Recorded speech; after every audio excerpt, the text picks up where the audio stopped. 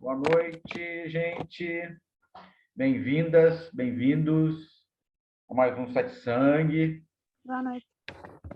E o nosso tema de hoje, eu acho que várias pessoas me deram retorno, né, sobre o último Satsang, que surgiu muito forte aí a questão da busca, né? E também, por coincidência, né, surgiu aqui essa frase: a vida não é um enigma a ser resolvido, mas um mistério a ser experienciado, ou um mistério a ser vivenciado, vivido, né? Que vem muito de encontro ao que a gente falou no último satsang. Então, hoje a gente queria aprofundar mais, né? Tentar, através de palavra, abordar, usando analogias, abordar essa experiência da realidade, né? Então, como a gente pode fazer isso? Vamos utilizar uma analogia, por exemplo, da água em um copo. Você pode colocar água no copo até uma certa medida. Ou seja, você pode acrescentar a água até o limite que o copo tem capacidade de suportar, né? Até aquele limite da área cúbica, né? Que essa água vai... Então, é dentro daquela forma, né? Então, existe um limite de forma aí. Então, usando essa analogia, a gente pode dizer, olha, eu coloquei um dedo de água, 2 dedos de água no copo. Depois ele vai até um momento, né? Então, o copo, ele está permitindo, vamos dizer assim, um acréscimo de água até o limite do copo todo. Quando você chega no copo todo, não há mais como acrescentar água, ok? Então, você encheu o copo, então o copo tem aquele limite. Até no Tao, né?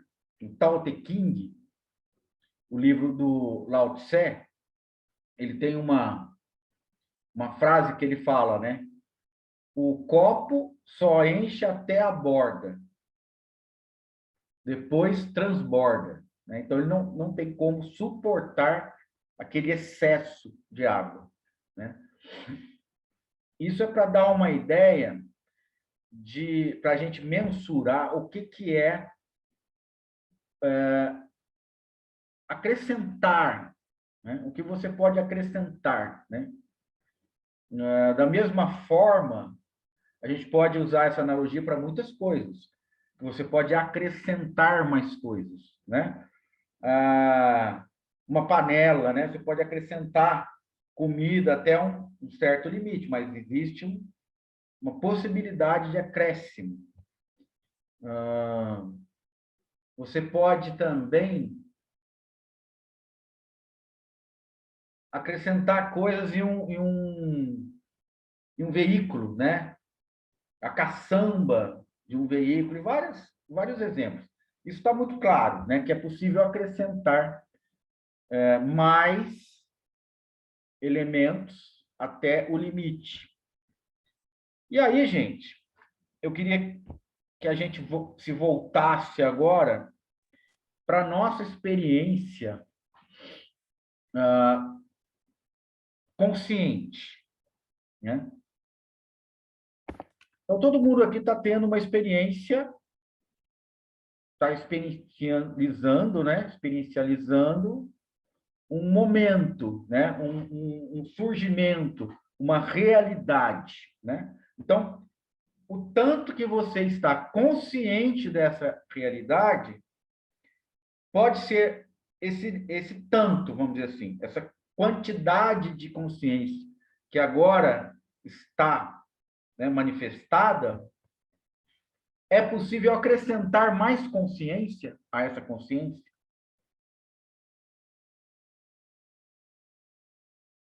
Percebe? É possível a gente dizer que está no máximo da consciência, como o limite do copo, de um copo de água? Não é possível você acrescentar mais e nem é possível você dizer que já está no limite. Porque a intensidade, vamos dizer assim, de consciência, ela não tem uma mínima nem uma máxima. Ela é totalmente estável e onipresente. Tá? Então, essa constatação, ela vai trazendo mais, viu, Lili, também, para aquilo que a gente estava conversando, naquela situação da busca. Eu vou chegar lá, né? Então, a experiência consciente, né? Eu não quero dizer assim quem está consciente ou que está consciente, né? Eu só quero dizer assim, a experiência, não vamos chamar nem de consciência, para não ficar objetivando uma coisa, né? Transformando isso em algo, né? Um objeto, porque não é um objeto. Então, a própria experiência direta, né? A gente pode, usando essa analogia, dizer: nós não podemos dizer que essa experiência tem uma intensidade mínima nem uma intensidade máxima. Por quê? Porque ela é totalmente estável. Ela não diminui nem aumenta. Então, isso é muito importante. A consciência não diminui e nem aumenta. Por isso que você não pode acrescentar mais consciência à consciência que está acontecendo. Ok aí? Isso é muito importante, gente. Já pegou, Lurita? Você entrou? Eu não sei se você entrou agora há pouco, não sei se você pegou. Até onde você foi? Você está falando aí que não tem como acrescentar consciência na consciência. Não vamos dizer nem da consciência. E quanto a expandir a consciência? O que você acha disso? Então, é isso que eu quero pegar. Eu comecei falando da água. Se você for colocar uma água num copo, ok? Você vai colocar, por exemplo, eu falo para você, Lurita, me dá 2 dedos de água, 2 dedos de água. Você sabe o que é isso, né? Lurita, me dá meio copo de água. Lurita, enche o copo. Se você, Lurita, agora me dá 1,5 copo no mesmo copo. Tem como? Porque o copo tem um limite. Mas ele tem um início, vamos dizer assim, que pode ir aumentando até esse limite. Então, ele começa com pouca água e vai até o máximo que o copo pode suportar de água, né? Até o limite do copo. O que eu quero dizer é que isso é quantificável. A experiência consciente que eu estou chamando, porque eu não quero chamar de consciência para não criar uma ideia que existe uma coisa chamada consciência. E que isso seria um conceito e que isso é algo palpável, é algo que eu posso localizar, né? Então, essa experiência consciente, você não pode acrescentar mais consciência a isso, mais do que já está essa consciência. Por quê? Porque ela não tem nem um espaço onde possa caber esse tanto a mais de consciência. Por isso que ela não é um objeto, né? Então, aí ela foge da regra dos objetos. A água, o copo, está no nível de objeto. Posso colocar mais água no copo. Consciência, eu não tenho como acrescentar e nem mesmo diminuir, nem tirar, nem colocar, nem tirar, né? O que a gente tem, assim, qual que é essa experiência com o que a experiência nem aumentou, nem diminuiu? Ou seja, a sensação de estar consciente nem aumentou, nem diminuiu. O que é importante nisso? A gente reconhecer isso. Em relação à sua intensidade de consciência, ainda entra aquela que você estava falando, né, Lurita? A expansão da consciência não faz sentido. Não tem como você expandir uma consciência, porque ela é estável, né? Agora, também, aí a gente cai naquela armadilha de começar a chamar ela a consciência, né?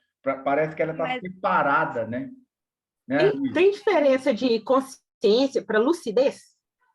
Ó, lucidez é melhor, tem diferença, né? Mas o que eu quero dizer é estar consciente parece que não é alguma coisa, né? Não é se você falar a consciência, parece que é uma coisa separada de você. É tipo assim, o computador que você está olhando, o celular, entendeu? Aí você vai e localiza. Aí quando você fala a consciência, você fica procurando e não localiza, mas por quê? Porque ela está em tudo, né? É como, por exemplo, a visão. Então, a visão está em tudo, não tem como localizar essa visão. Ela está, isso chama onipresente. Ela é presente em todos os lugares. Mas você está falando dessa consciência, dessa tipo, supraconsciência, então. Não. Porque existem níveis de... Larga a mão. Assim, não, mas teoria dos conjuntos. Acredito que, tipo assim, existe a consciência, sabe? Não, daí já entrou o pensamento. Para consciência, tipo, humana. Não, e a gente, eu acho que é possível expandir a consciência a nível humano, não? Não, eu estou falando da sua experiência agora, porque aí... Essa teoria dos conjuntos, assim. Larga a mão de teoria. Larga a mão dessas teorias. Eu estou falando que, assim, ó, o que está acontecendo agora com você. O resto não... porque daí entra as histórias. Essas histórias agora não interessam. Eu queria que fosse feita uma investigação direta da experiência que ocorre agora com você, né? Na outra vez também, você trouxe várias coisas, tá? Mas eu estou vendo que você está puxando, né, de coisas que estão aí, ok, estão aí, né? Você leu, que você estudou, papapá, mas eu gostaria de mostrar para você como que é uma experiência que está ocorrendo agora sem a gente recorrer a nada que esteja fora desse lugar, vamos chamar assim. Então, isso aqui a gente está constatando, ó, o que é? Essa sensação de estar vivo, né, de presenciar uma realidade, de estar consciente desta realidade. Nesse sentido, essa consciência não é um objeto, porque, inclusive, ela está captando os objetos, ela está permitindo que os sentidos tenham contato com esses objetos, tanto pela visão, tanto pelo tato, quanto pelo som, nesse momento, né? Então, esses sentidos estão operando e os estímulos sensoriais que esses estímulos, que esses sentidos estão captando, chegam, vamos dizer assim, a um campo que os recebe, e vamos chamar isso de consciência, né? E que é um campo que não diminui nem aumenta. É um campo estável, totalmente estável. Ok? Eu gostaria só que isso fosse entendido, que isso fosse vivenciado, experienciado. É fácil, porque está sendo experienciado a todo momento. Né? Tem alguma dificuldade, Luísa? Porque eu tenho que dar o próximo passo. Então, eu estou acompanhando. Tá? Então, ó, veja, o que acontece agora não está sendo dividido, a consciência não está fragmentada, né? Como a sua visão não está fragmentada. Você está diante do computador ou do celular? Eu do celular. Você olha o celular, você olha, está segurando o celular ou está num lugar assim? Está segurando? Estou segurando. Então, entre a sua mão, o seu celular, a parede e tudo que está aí no seu quarto, a imagem é única. Eu quero dizer sobre a imagem, não sobre os objetos. Tá? Os objetos são múltiplos, mas a imagem é única. E essa imagem única, ela está sendo, você está tendo consciência dessas formas, dessa imagem que aparece. Essa consciência que você está tendo, ela não aumenta nem diminui. Ela tem uma intensidade única, ela está estável, né? Então, ela é isso que aparece, isso que está acontecendo. Aonde que eu vou chegar? Nessa experiência, não é possível acrescentar mais consciência à consciência que já está. Correto? Porque não está faltando consciência. Consciência já está aí. Tá? Então, nesse sentido, você, né, enquanto esse sentimento de existência, esse senso de existir, seja lá o que você for, eu não estou definindo nada sobre você, mas nós temos um senso que existimos, né? Nós temos um senso, nós estamos existindo, ok? Dentro desse parâmetro, não há nenhuma necessidade de acréscimo, como a gente já falou, e não pode, existe uma regra, não pode haver nenhum acréscimo. Não é que não há uma necessidade, não pode haver nenhum acréscimo, seja lá do que for. Tá? Quer dizer isso? Não está faltando nada. Não está faltando nada na experiência.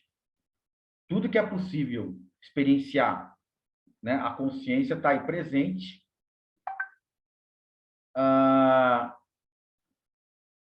Então, não é possível acrescentar nada. Não é possível. Então, agora a gente entra na questão da busca. A nossa experiência, ela é integral, ela é total. E ela não possibilita, não há uma condição de aumentar nem diminuir isso. Isso é uma constatação. Dentro dessa constatação, a gente pode dizer o que a gente pode buscar para acrescentar isso que existe. Estou falando em termos da busca agora. Se não é possível acrescentar nada ao que é, ao que está estabelecido. Não é possível. Então, da onde que nasce a ideia da busca? Na mente. Na mente discursiva, na mente conceitual, na mente que elabora raciocínios, na mente que interpreta, na mente que julga, na mente que cria uma realidade que não existe, uma realidade imaginada, uma realidade onde há objetos, né? Objetos diversos. Tá? Já que a nossa experiência primordial nos sentidos, né, e da própria presença, não, a atenção não pode ser acrescentada, né? Porque a atenção pode ser direcionada, mas não acrescentada, né? Você vai dizer, olha, eu posso prestar atenção nos meus pés, coloco atenção nos meus pés, coloco atenção na minha mão, coloco atenção, né, num texto. Por exemplo, eu estou falando assim, aqui, daqui a pouco alguém coloca atenção no celular. O que vai acontecer? Vai perder o que eu estou falando aqui. Se a sua atenção está direcionada aqui, você vai conseguir, né? A gente vai conseguir ter um diálogo, a gente vai desenvolver algo, desde que a sua atenção esteja aqui. Mas essa atenção não aumenta nem diminui, né? Então, o sentido da busca perante a experiência direta, isso que eu quero dizer, né? A experiência direta não admite nenhum tipo de busca nesse sentido de querer acrescentar alguma coisa, tá? Então, a busca é um elemento psicológico. É isso que eu quero dizer. Ela não faz parte do real, daquilo que acontece. Era um elemento psicológico que surge a partir de interpretações que estão na imaginação, né? Então, por exemplo, quantificar a água dentro do copo é possível, né?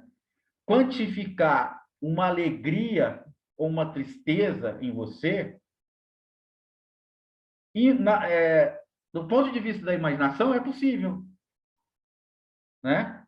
Ah, eu estou um pouco triste, eu estou um pouco alegre. Então, a emoção, ela pode ser quantificada, ok?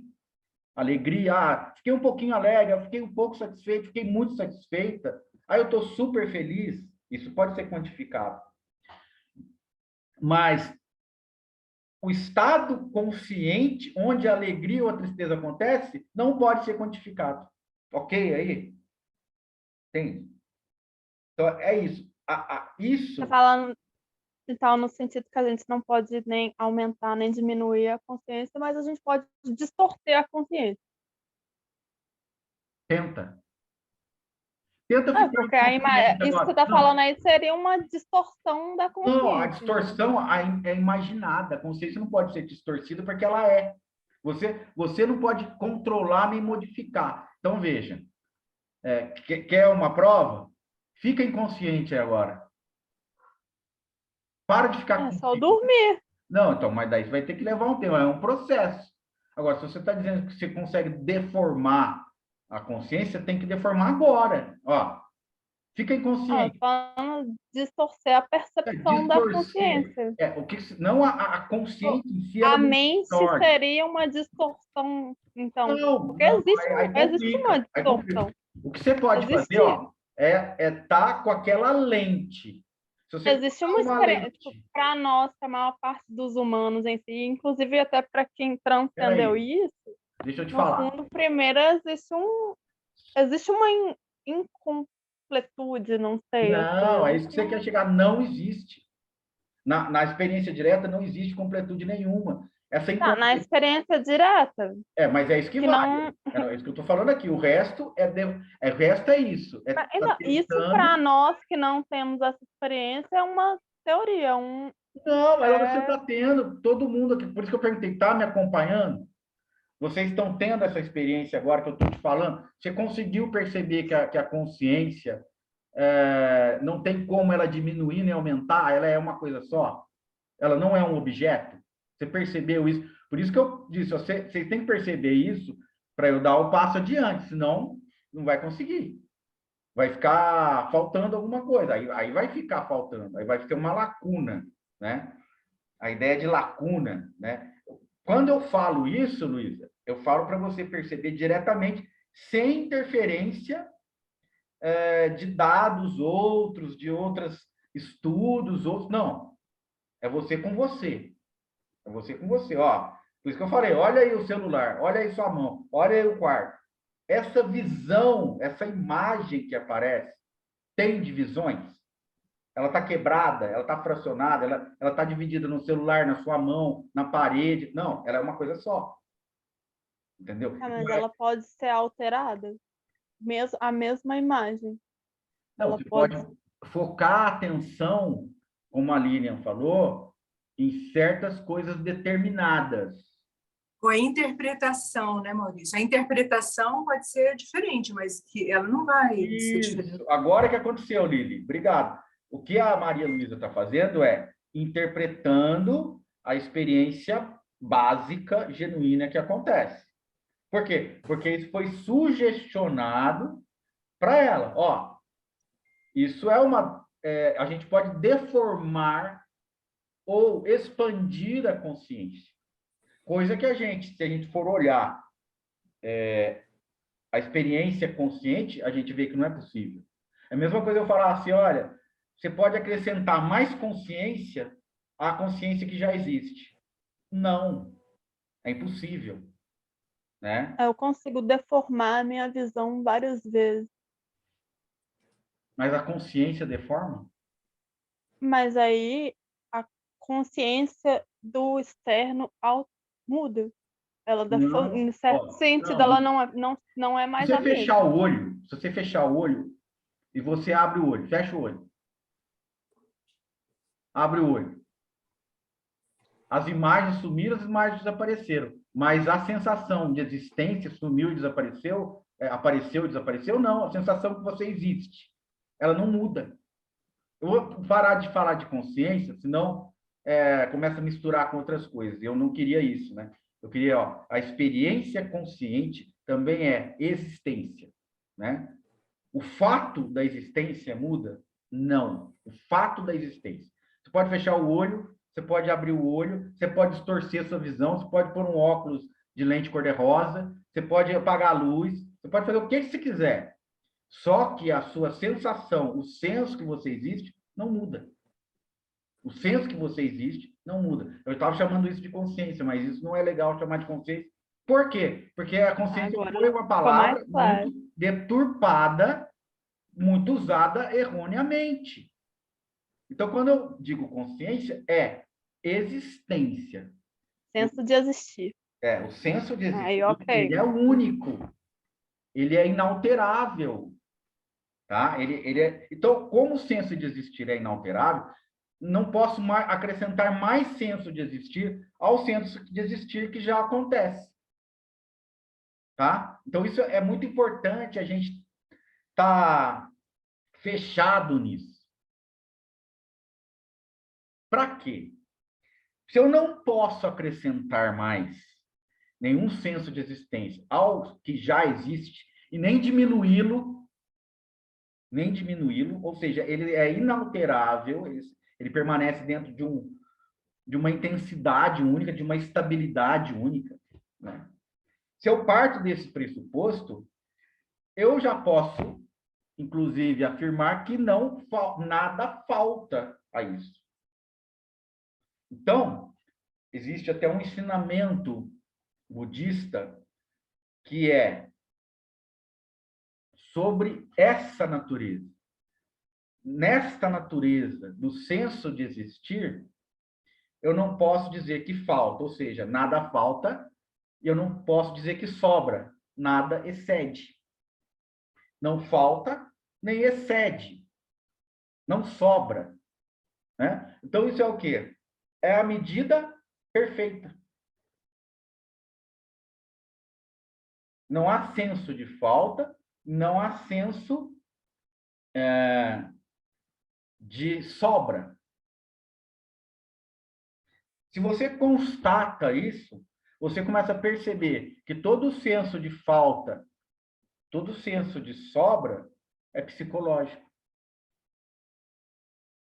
Então, por isso que eu digo, essa questão da busca, né, Lili? A busca, ela está sendo uma interpretação, como você bem colocou, né, que surge na imaginação, mas que não está na realidade, ela não acontece. Porque o que acontece é único nesse sentido. Ele não é fracionado, ele não é dividido, ele não é separado, né? Agora, eu também não estou dizendo que eu sei o que é isso. Que isso pode ser explicado, que isso pode ser reduzido a uma definição, a uma classificação. Porque qualquer definição e qualquer classificação será uma interpretação. né? Ah, isso aqui é tal coisa.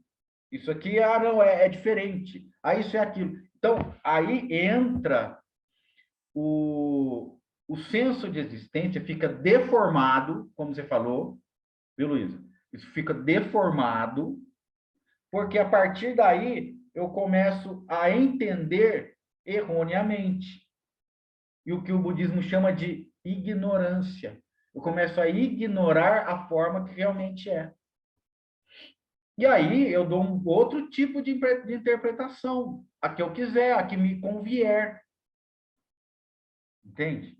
Então aí vai caber numa interpretação psicológica, emocional, né? Que as emoções, elas surgem, elas têm uma intensidade maior ou menor, né? Elas desaparecem, depois surge outro tipo de emoção, depois surge um pensamento, que daí puxa uma emoção, né? E aí isso faz parte do quê? Da mente conceitual, psicológica, que inclusive é percebida dentro desse campo consciente. Agora, aí dizer que você é o campo consciente, ou que você é a emoção, ou que você é o pensamento, a gente está entrando no campo da interpretação, que não é exato. Fala, Lili. Abre o microfone. Eu tenho dificuldade de distinguir assim essa busca que você disse que é psicológica. Sim. O que é psicológico e o que é espiritual? Porque, para mim, tudo é espiritual. Podia você falar assim, troca. Para você, tudo pode ser psicológico. Põe tudo no psicológico. Põe tudo no mesmo pacote. Aí você vai entender. O espiritual é uma forma assim mais, vamos dizer assim, adornada, muitas vezes, né? Ou enfeitada do psicológico. Entendeu? É uma forma assim mais sublime. É um psicológico mais sublime, mas não deixa de ser um adorno, né? Tem muito a ver. Olha, gente, eu vou quebrar paradigmas hoje, tá? Estão preparados? Tem muito a ver com contos de fadas. Tem muito a ver com conto de fada. Conto de fada é aquilo que te fascina, né? Tem uma sedução, tem uma mágica. O conto de fada tem a mágica que atrai, que seduz, principalmente crianças e principalmente meninas. Quem que não quer ser princesa do conto de fadas, né? Quem que não quer ter um príncipe de cavalo branco, né, para vir beijar você e você a bela adormecida, o que é isso? Então esse conto de fadas, se você fizer uma analogia, né, de uma forma bem imparcial, você vai ver muito da espiritualidade ou das buscas espirituais no conto de fadas, né? De repente você está buscando um príncipe e que no fim era um guru ou era um mestre, mas é o príncipe que vai te trazer o quê? Vai te trazer o despertar. A Bela Adormecida é exatamente isso. Né? É alguém que vem de um outro lugar que é sobrenatural, um cavalo branco, né? Aí a gente tem até santo no cavalo, que é o São Jorge. Vai chegar um príncipe encantado, às vezes num cavalo de asas, né? Num Pégasus. Aí já começa a imaginação. E vai dar atenção para você. Olha como é que é psicológico. Viu, Lili? Pega o psicológico aí e começa a fazer uma analogia aí dos contos de fadas e da espiritualidade. Né? Para a gente ver como os nossos anseios são infantis. O conto de fadas é para criança, entre aspas, mas a gente se deixa encantar pelo conto de fadas, mesmo adultos. Né? E o que acontece? Vem aí alguém, um ser de um lugar sobrenatural, né, de um outro reino, que que é o príncipe encantado, que a gente não sabe de onde veio esse príncipe. E o príncipe é o quê? Encantado. Então, encantamento tem muito a ver com espiritualidade. Aquela espiritualidade onde o divino atua, né? Onde os símbolos atuam, os símbolos radiantes de luz, né? Símbolos de luz. Então, aí está um imaginário lúdico da espiritualidade, que é totalmente psicológico. Tem algum erro nisso? Não, a gente só está olhando, né? A gente só está, assim, ilusão mais sutil, o Fernando falou. Mas o que está por trás desse querer o príncipe despertar? Não será a busca do não sofrimento? Talvez, Lili, tudo que está no lúdico pertence ao lúdico. Se você desperta no lúdico, é para viver para sempre com o príncipe. Então, tem um objetivo ali, né? É viver para sempre naquele estado. Pode até ser o que você está falando, mas isso leva muito para a fantasia, né? Ele cria uma história que é viver feliz para sempre, que tem muito a ver com você morrer e ir para a eternidade, viver uma vida eterna, desfrutando, se deleitando do paraíso, por exemplo. Então, eu não sei o que entrou primeiro e em quê. Eu não sei se o Conto de Fada veio antes, depois veio Paraíso, porque é muito igual, né? E o que você está buscando? Deleite, usufruir, aproveitar, prazer. Prazer. E não entendimento, no sentido que a gente falou, né?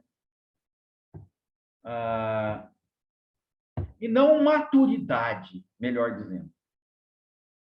Exatamente, com as 10 virgens, que é lá o céu do pessoal lá muçulmano, né? Então, o que eu vou ter direito?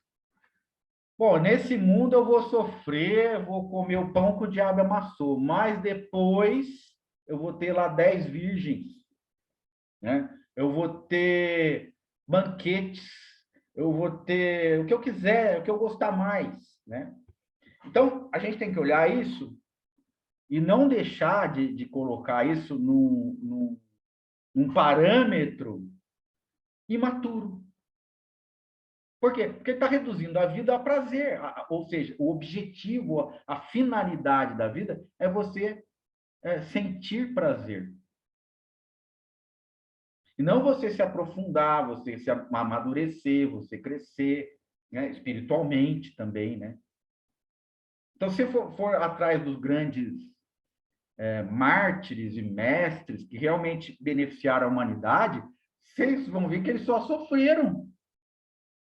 Você pega um Cristo. Estava vendo uma analogia hoje da história do Cristo. Olha, morreu uma morte totalmente cruel, totalmente exposto. Um amigo traiu. Os amigos não fizeram nada para defendê-lo. A população que ele pregava preferiu libertar um criminoso, né? Ele foi vítima de uma ditadura, que era o Império Romano. Então, veja, tudo isso somado é uma história absurda de crueldade. Esse que era o tópico, né, do vídeo. Então, tem todo esse lado, né, dos grandes mártires. Você pega os santos mesmo, né? São Francisco. Morreu com 40 e poucos anos, tinha uma vida precária, vamos dizer assim, né? Passava fome, mas ele tinha aquele lado da graça, né? Dele estar ali entorpecido pela graça, no próprio Cristo, né? Então, só que mundanamente, você olhar, são pessoas que sofreram, não são pessoas que viveram uma vida cômoda. Não viveram vidas cômodas, né? E aí, em todos os campos. O próprio Ramana, né? próprio Ramana tinha problema de saúde, né, Lili? Tinha lá aquele negócio que ele não andava direito, se era artrose, não sei o que era, né? Então, não era uma pessoa saudável, não tinha uma saúde extraordinária, né? Então, são pessoas que a maioria sofrem essas vicissitudes, né? Bom, aonde nós estamos chegando? A gente está constatando, agora, a gente está fazendo uma depuração. Por que é importante apontar isso? Para ver o que sobra. Então, a gente está passando, não estou dizendo que é 100% psicológico, mas a gente está fazendo uma filtragem que muita gente não faz, que a gente engole do jeito que está.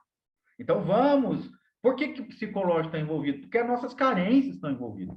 E as nossas carências são psicológicas, são emocionais.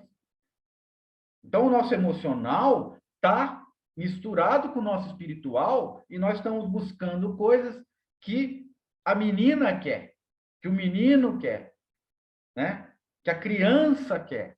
Então, existe aí essa mistura. E a gente precisa fazer o quê? Uma depuração, né? Uma filtragem. Vamos ver se isso resiste à nossa filtragem, à nossa investigação. Estamos investigando para ver o que fica. Né? Quando você falou, por exemplo, né? Querer o príncipe seria não querer o despertar? Mas o que o príncipe simboliza? O príncipe é um símbolo. O cavalo é outro símbolo. Um homem num cavalo é um puta de um símbolo. Né? É um símbolo muito mais robusto, né? Muito mais vigoroso. É um símbolo de força, né? É um símbolo de poder, mas mundano. De salvação, né, Maurício? Isso de salvação. também. E pode ser também, Lili, de um pai, né? Pode ser de um protetor, né? Como você falou, ela é incapaz de se salvar, ela tem que ter alguém para salvar ela.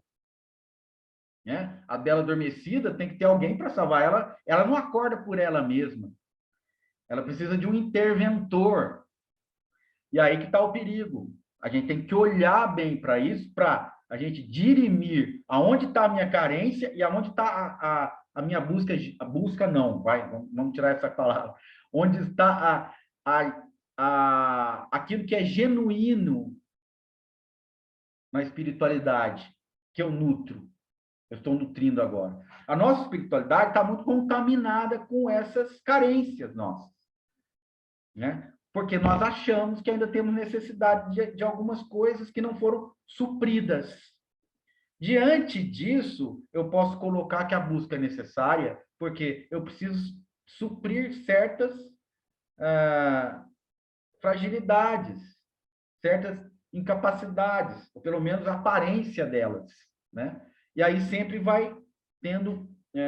se isso não for visto claramente, a gente corre o risco de sempre ficar repetindo isso. E o que quer dizer samsara? Repetição. Né? Então, a pessoa, por exemplo, tinha um professor meu, que ele olhava para você, por exemplo, para você, ele falava assim, eu sei o que você foi na sua vida passada. Você foi uma mãe, que você era muito esmerada, você se preocupava muito com seus filhos, você trabalhava muito, você não sei o quê, não é isso? Aí você fala, nossa, concordo. Por quê? Porque você é assim agora. Porque isso é uma tendência que se repete. Então, é fácil saber o que você foi. É fácil saber o que vai ser na sua outra vida, se houver, né? Porque isso o samsara é isso, a repetição das tendências. A gente sempre tem essa tendência de fazer assim, assim, assim, porque a gente acha que está fazendo o melhor. Mas, no fundo, a gente criou um modus operandi, criou uma forma de achar que a vida tem que ser daquele jeito e que é o melhor que você pode estar fazendo. Você não vai fazer diferente. Dificilmente você vai fazer diferente. Né? Então, isso que é a ideia do samsara, né? Que é o ciclo de nascimentos, né? Nascimentos e mortes, e aquilo que tem no meio dos dois. Então, gente, é bom a gente jogar esse olhar em coisas que às vezes são tabus. Por exemplo, a gente não pode pegar a espiritualidade e rebaixá-la a um nível de contos de fadas, por exemplo.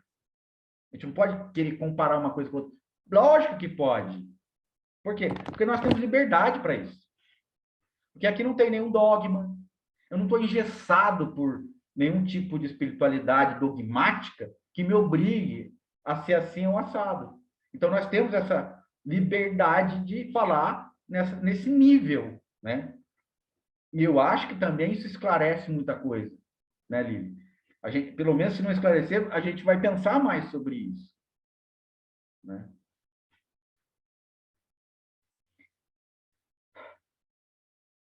Lurita, você falou alguma coisa aqui, mas porque também sofrem? Diga, porque também sofrem, não é psicológico? É que você está falando lá desses gurus, eles ficam aí sofrendo e tal. Não, entendi, mas não é o guru, né? Por exemplo, vamos supor,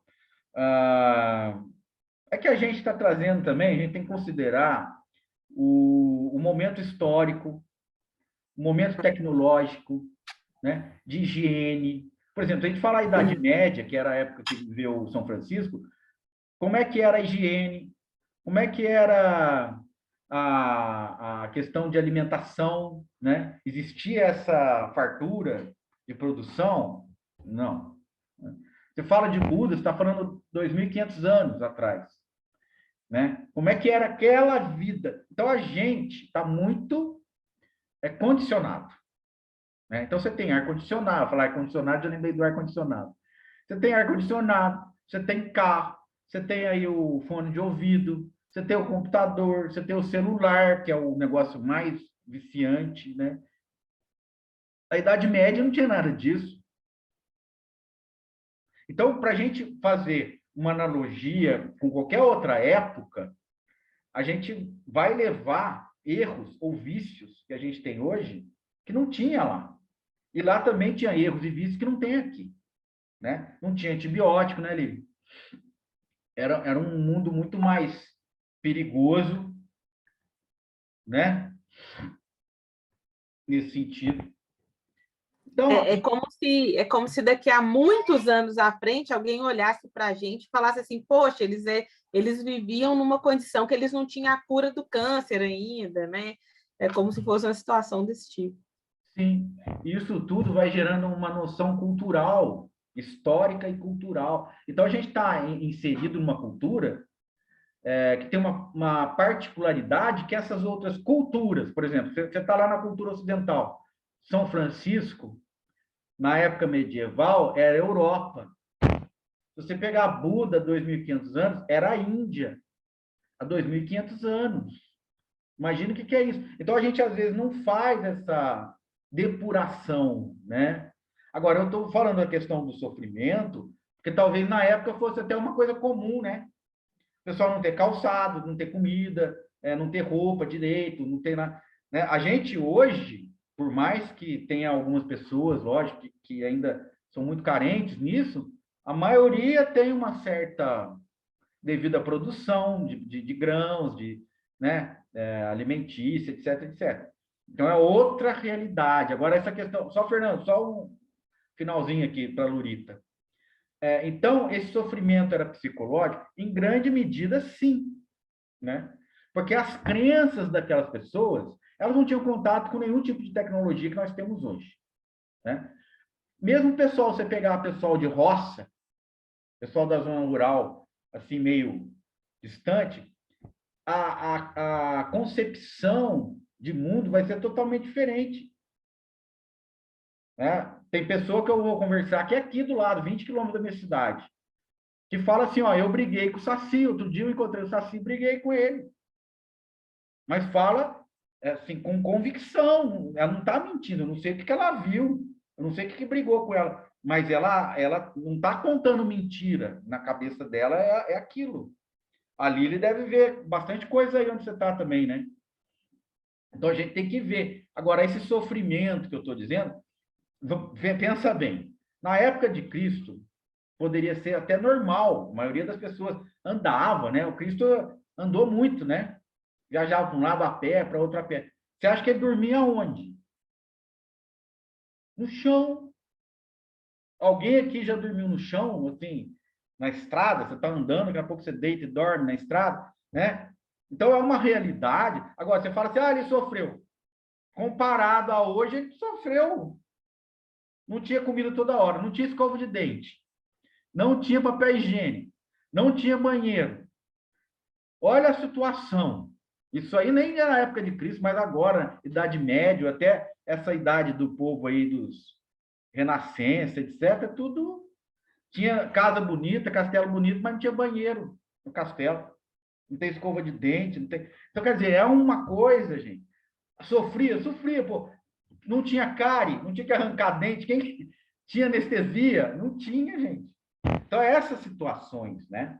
Agora, o pessoal que sofria, Lurita, que eu quero dizer, por exemplo, você pega uma Madre Teresa de Calcutá, era aquilo lá, ela queria fazer a missão dela, pegar, e tem muita gente assim hoje ainda, né? Pegar o pessoal que está sofrendo, não aguentava ver ninguém sofrer na frente dela. É tipo aquele pessoal que não consegue ver cachorro na rua sofrendo, quer pegar por dentro de casa. Mas ela fazia isso com o ser humano, não fazia com um cachorro, né? Então, é nesse tipo de coisa. Por que existe uma angústia também? Porque era sozinha. Como é que ela vai fazer tudo isso?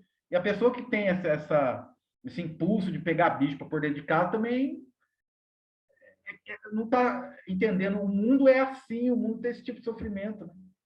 Fernando, diga aí. Boa noite, pessoal. Estão me ouvindo bem? Tudo Estão me jóia? ouvindo bem, mano? Tô. Tudo jóia, como é que vocês estão, né? Não, eu queria contribuir um pouquinho, porque a gente está falando de diversos níveis, né? Nós estamos falando em níveis relativos, momentos que a gente alterna para níveis absolutos. Então, veja bem, de um ponto de vista, quando a gente fala em sofrimento, a gente está falando do sofrimento psicológico, como você bem colocou. Mas, veja bem, a gente tem que separar o seguinte, esses seres que você citou, Ramana, Jesus e outros mais, eles, na realidade, eles compreenderam a real natureza deles. Então, eles entenderam que eles não eram corpo, eles não eram a mente. Eles conseguiam realizar essa compreensão. Então, o sofrimento que Ramana tinha no braço, que ele teve câncer no braço, ou o sofrimento de dormir no chão, ou o sofrimento de passar fome, ou uma emoção que passa na sua mente, ou uma emoção de alegria ou de tristeza, elas não são sofrimento deles. Isso é o sofrimento do corpo, é do corpo sutil da mente, é o sofrimento do corpo prânico, é o sofrimento do corpo grosseiro, mas não é o sofrimento em si. Porque esse sofrimento, ele está ligado, na maioria das pessoas, na grande parte da humanidade, a uma concepção, a uma ego-identidade. Então, Fernando, eu acredito que eu sou meu corpo. Então, se meu corpo sofre um determinado evento, eu digo que estou sofrendo. Se eu passo uma emoção na minha cabeça de alegria, eu digo, eu estou alegre, eu estou triste. Mas veja bem, eles se livraram dessa escravidão. Quando você se liberta, de fato, tem um grande mestre, José Laércio do Egito, que ele ensina de uma maneira brilhante. Ele diz, o que é libertação? Tem várias maneiras de você definir. Mas libertação é você se libertar do jugo mental. Você começa a ser... Você entender que você, de fato, é aquele... Num certo nível, que eu estou falando ainda, né? Num certo nível, você é aquele que observa esse fluxo, que pode ser no seu corpo grosseiro, pode ser no seu corpo emocional, pode ser na sua mente. Então, quando você vai falar de sofrimento, a gente tem que entender que esse nível de compreensão desses grandes seres ultrapassou essa etapa, que não é a nossa etapa, né? Nós ainda temos identificações, então a gente ainda diz, eu estou doente, eu estou gripado, mas de fato é o corpo que está, não sou eu. De fato é o corpo, é a mente que está um pensamento de tristeza ou de alegria. Não sou eu, de fato. E outro ponto que eu queria chamar a atenção, a gente é muito corajoso tentar falar da consciência, né? Eu estudo consciência há muito tempo e eu não sei nada sobre consciência. Eu não sei nada. Tá? E, de fato, por quê? Eu falo isso com plena convicção. Porque a consciência, ela é a base onde a mente surge. Então, qualquer coisa que venha surgir na mente não é a consciência. É um conceito apenas, é um rótulo. Tanto é que você observa que determinadas escolas espirituais ou religiões, elas não permitem nem que se pronuncie o nome de Deus. Por quê? Você vai ver que muitas vezes eles dizem assim, você é aquilo, porque é algo incognoscível. Mas a gente tenta se aproximar pela mente disso, tenta entender. Agora, é um assunto muito vasto. Mente e consciência é um assunto de uma vastidão que não tem limite. Aí, assim, eu percebo assim que a gente tem que tentar, de alguma maneira, ir conduzindo, porque a gente, às vezes, faz algumas relações. Por exemplo, se eu perguntar a vocês, eu indagar a vocês, qual é a importância de vocês para o universo? Quem é que pode me responder? Você quer resposta? Sim. Qual é a sua importância para o universo? Para Maurício Mata, qual é a importância sua? Então, Fernando, eu já ia pegar lá um gancho lá atrás. Eu acho bonito, né? Eu acho que tem uma beleza essa narrativa. Ela é, vamos dizer, coerente com os estudos, né, dos Vedas, do Advaita, com essa vertente espiritual, né? Você afirma, então, que os grandes mestres despertos não sofrem, né? Que eles têm a consciência que é o corpo que sofre, não é isso? Agora, veja bem, de uma forma ou de outra, mesmo sendo bonito, não é verificável, não há nenhuma prova disso. Então, isso é uma especulação. É bonito, mas é especulação, né? Então, o que eu quero dizer? Em um certo momento, quando a gente não está mais conseguindo confirmar a base da experiência direta que eu tentei transmitir aqui no início, quando isso vai para o âmbito da imaginação ou da interpretação, tudo cabe. Tudo cabe. Sim. Tanto o sim quanto o não, tanto o bom quanto o mal, né? Então, aí a imaginação não tem mais limites, né? E então eu não posso, e ninguém pode, mas você pode pela fé, né? Se isso te fizer bem, se isso for uma coisa que vai te elevar, né? Se isso vai deixar você feliz, achar que o Ramana não sofre, que por mais dor que ele tivesse, ele não demonstrasse, isso muitos yogis, né? Pode aprender, isso são técnicas, né? Não é nada do outro mundo. Você pode entender, por exemplo, tem mestres que usam técnicas de hipnose para sanga, né? E aí isso é chamado de Shakti. Ele possui a Shakti. Não, ele fez um curso de hipnose, ele domina, ele tem um tom de voz, ele tem um jeito, ele tem não sei o quê, e todo mundo fica louco quando chega perto dele. Eu acho que o Osho fez isso. Que eu não, sabe, não sei, não posso comprovar que houve isso, né? Agora, por exemplo, as pessoas que dizem, olha, o universo contribuiu para isso, o universo conspirou para isso acontecer, elas estão viajando, para mim. Porque o universo é totalmente indiferente a tudo que acontece na sua imaginação.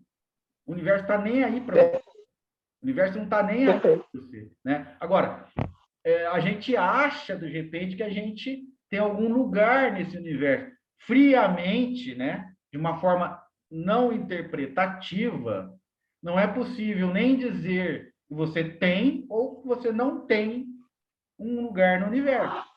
Porque esse universo é o quê? É espaço, rocha incandescente, gás, poeira. Ah, mas tem vida inteligente? Até agora não está provado. Então, se tiver também, é um outro fato que não vai interferir na vida de ninguém. Você não vai ficar mais pobre nem mais rico. Ah, mas descobriram um ET que baixou na praia, lá em Ubatuba. foi tomar um banho de mar. Problema dele. Ou, né? Então, o que eu quero dizer é assim, ó, se Buda se iluminou, se Ramana se iluminou, cada um tem que saber de si.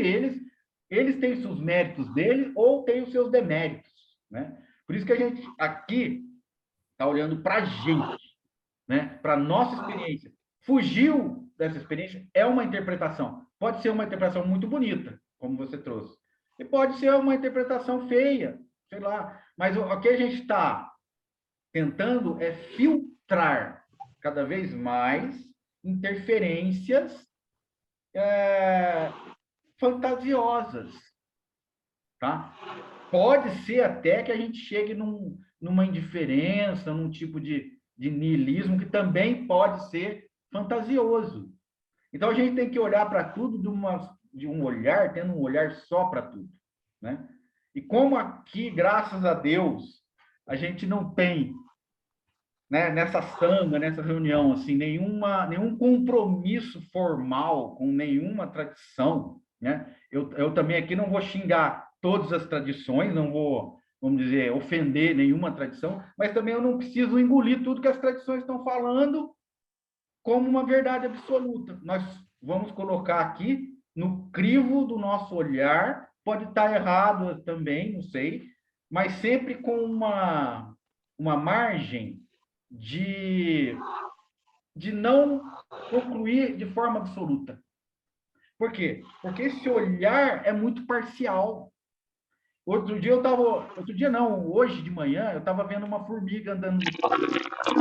Para a formiga, epa, voltou? Não. Para a formiga, gente, não existe porta.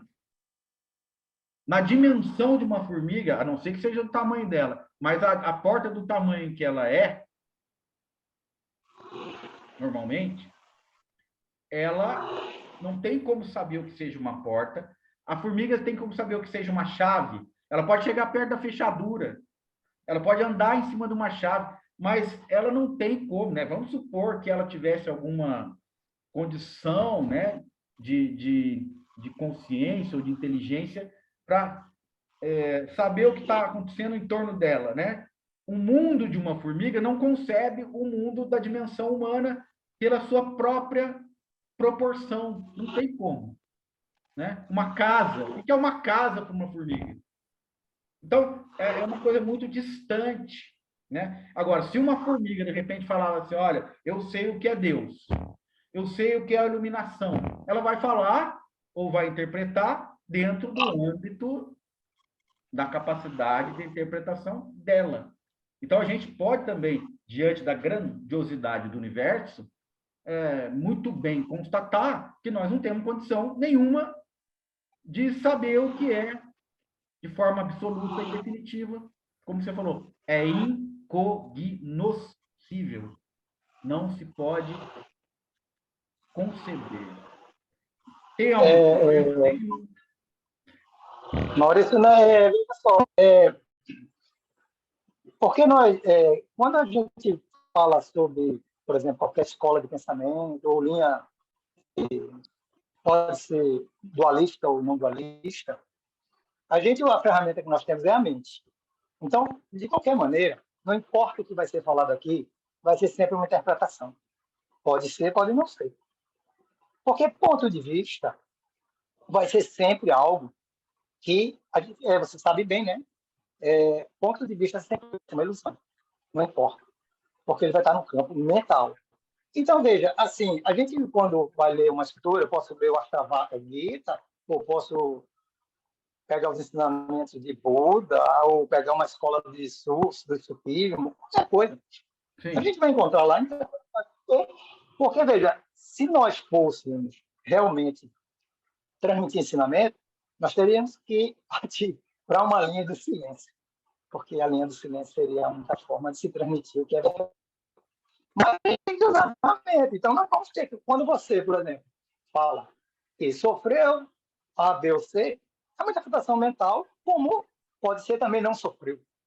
Interpretação mental. Agora, o sofrer... é muito valioso.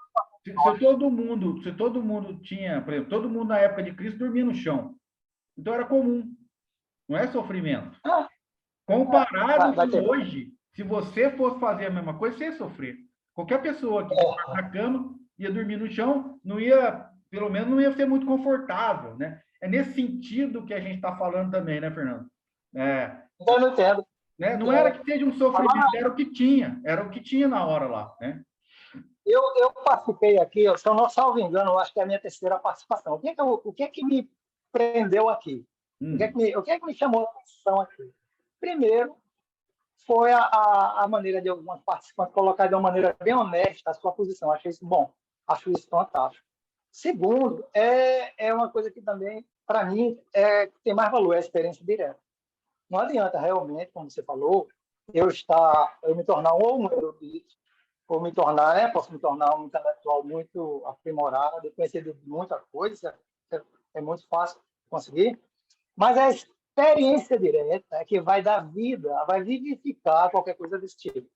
Então, o que eu percebo na minha caminhada, esse é só meu, na minha experiência, é que realmente nós somos uma ficção. Isso aí eu percebo de maneira profunda, uma verdadeira ficção. Então, assim, eu acho engraçado e isso me ajuda, assim, vai me desconstruindo isso. Por exemplo, hoje em dia, quando se fala em espiritualidade, por exemplo, espiritualidade só existe quando existe ego, existe alguém para ser espiritual. Quando você olha para isso, tudo. É uma coisa que não faz sentido. Não faz sentido mais. É. Então, assim, eu achei muito interessante isso. Eu acho e fico feliz. E eu acho que a tônica tem que ser essa. O que vale é a experiência direta.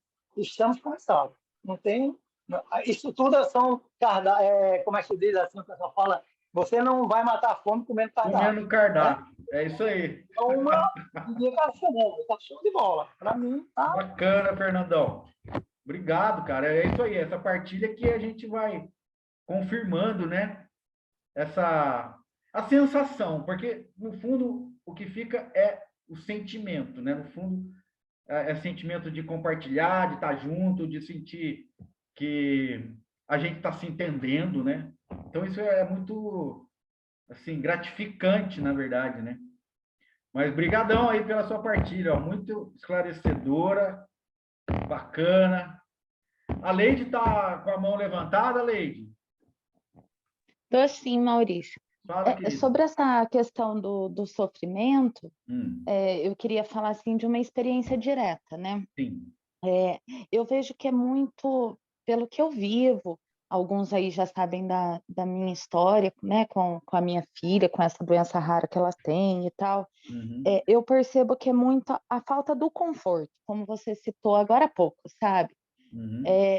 Essa questão do fugir do controle, né? De você não ter controle de nada, você entender que você não está no controle de nada. E, assim, o que eu vivo, o que eu experiencio, por exemplo, você acabou de citar aí a situação de Cristo, né? Que na época de Cristo as pessoas dormiam no chão e tal. E isso era uma coisa comum.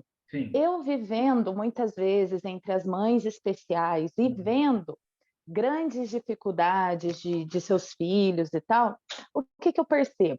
Eu percebo que isso tudo acaba sendo normal dentro desse meio. E que o sofrimento com essa questão física, ele acaba nem existindo mesmo assim, porque o que nos faz sofrer é exatamente a falta do controle de não trazer o sofrimento aos nossos filhos. Então, assim, isso é uma experiência direta que eu tenho hoje, e eu acho que o sofrimento está mais ligado a isso, sabe? A essa emoção de você não ter o controle. É a minha experiência, certo? Então, por exemplo, eu vejo a Sara convulsionando, eu vejo a Sara no escape convulsivo, isso me mantém num sofrimento gigantesco, porque eu não consigo tirar ela dessa situação, né? Mas o fato de eu não dormir muitas noites, de eu não conseguir ter uma vida social, de eu não conseguir... enfim, várias outras coisas para satisfazer o meu ego, hoje já são normais. Então, eu acho que essa coisa do sofrimento, ela está muito ligada à impotência, né? Ao que você deseja realizar e você não tem esse poder. Assim, eu estou falando da minha experiência.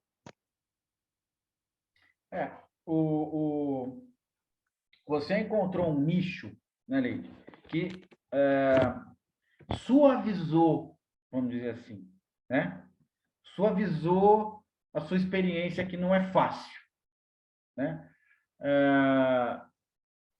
Isso acontece, como, por exemplo, a história da semente de mostarda. Eu não sei se eu já contei para vocês aqui, né?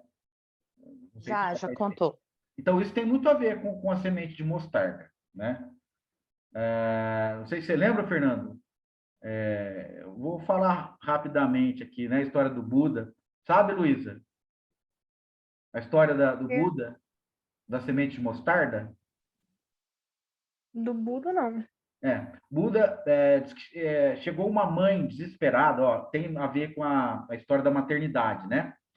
No caso que a Leide está falando, que ela tem uma filha especial, com uma doença muito rara, isso faz a vida dela ser muito restrita, e ela passa por muito sofrimento de ver a filha convulsionando, né? Então, é uma realidade que a Leide experimenta que nós não experimentamos.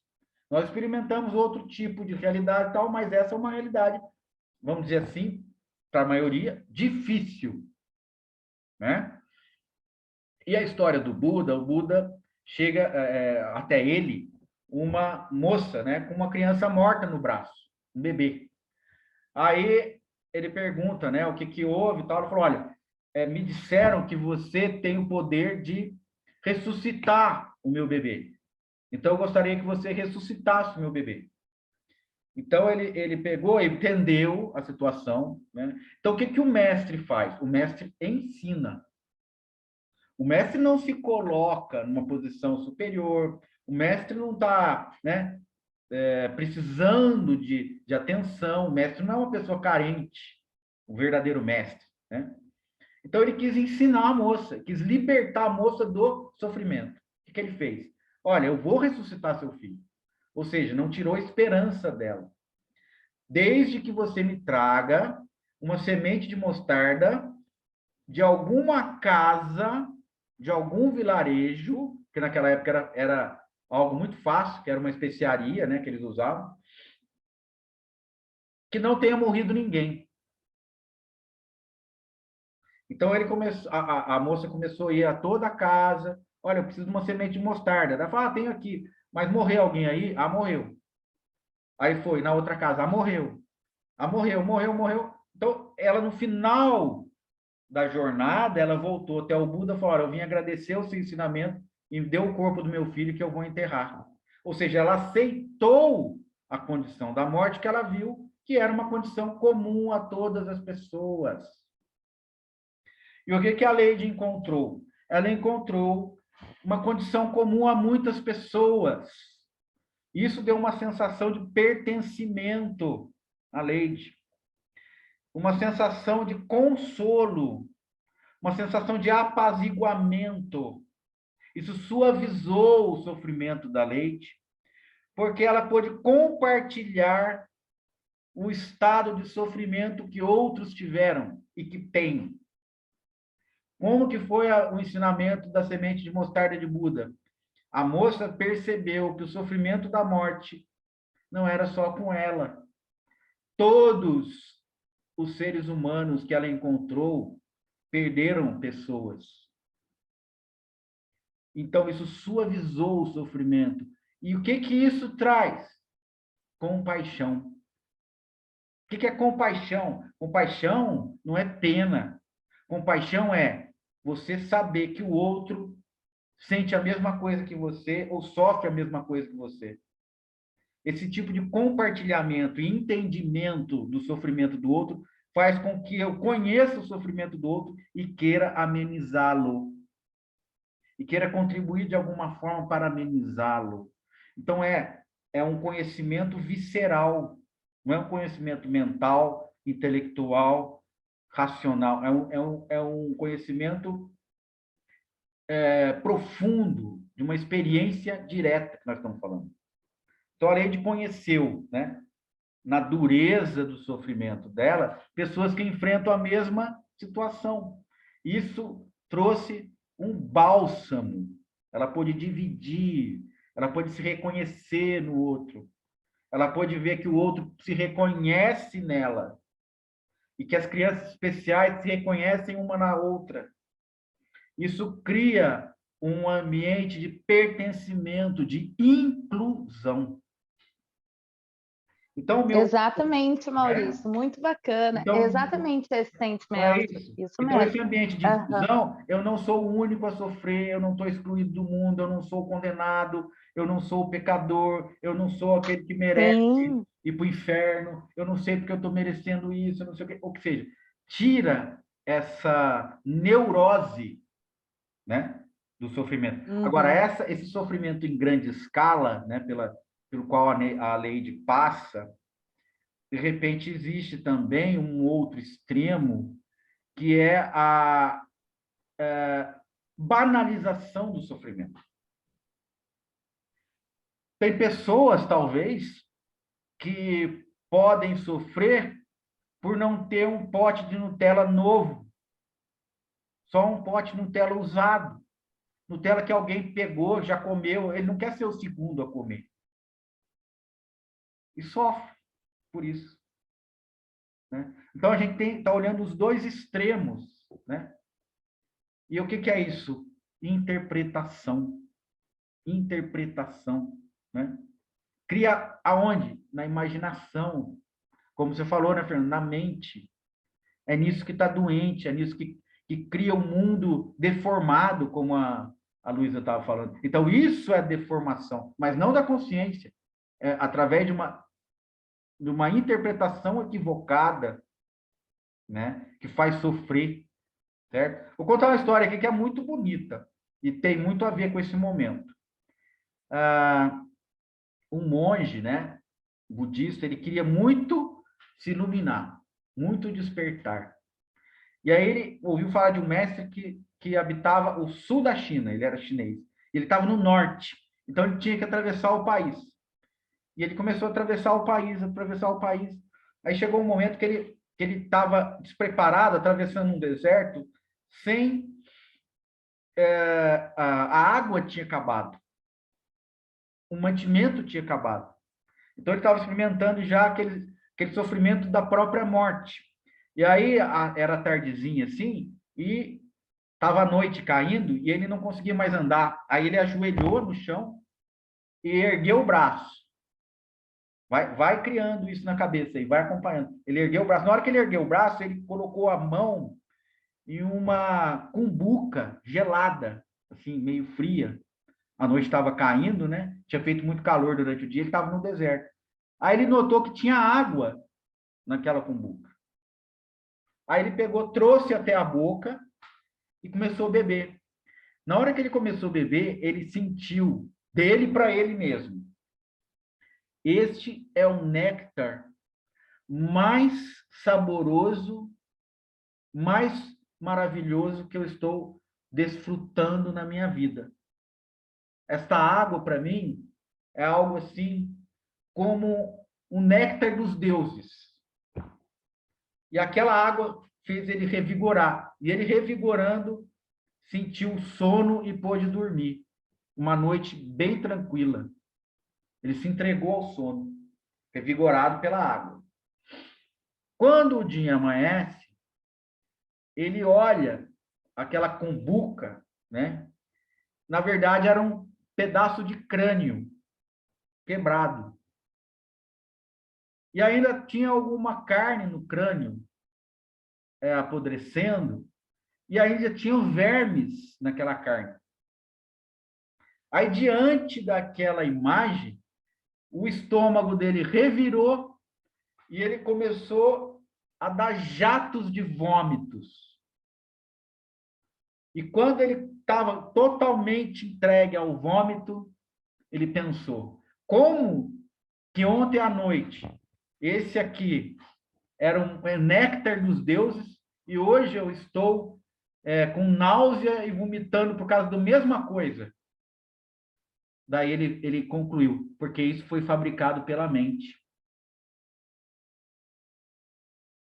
Esta realidade não existe. Nem a mais elevada, nem o grande néctar dos deuses, e nem o que agora me traz aversão e nojo existem.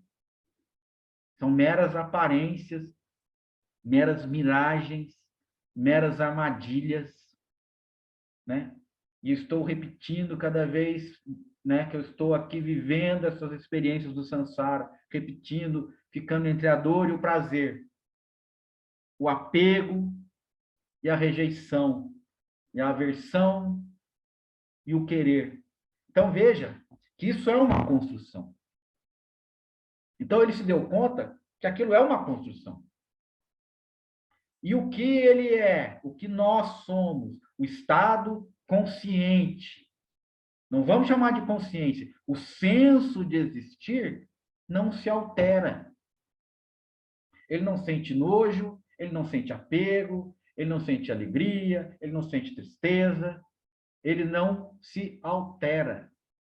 Toda essa emoção surge diante, né, dentro do estado do existir, né, do senso de existência, e desaparece dentro do senso de existência. Não há necessidade, inclusive, de se apontar o que sou ou o que deixo de ser. Porque mesmo esse tipo de nomeação aparece dentro do campo consciente e pertence à tentativa da mente entender o que é a experiência misteriosa do existir. Então, permaneçamos humildemente e conscientemente na amplidão, na vastidão do mistério insondável. Não há necessidade de saber o que é. Vivê-lo já é suficiente.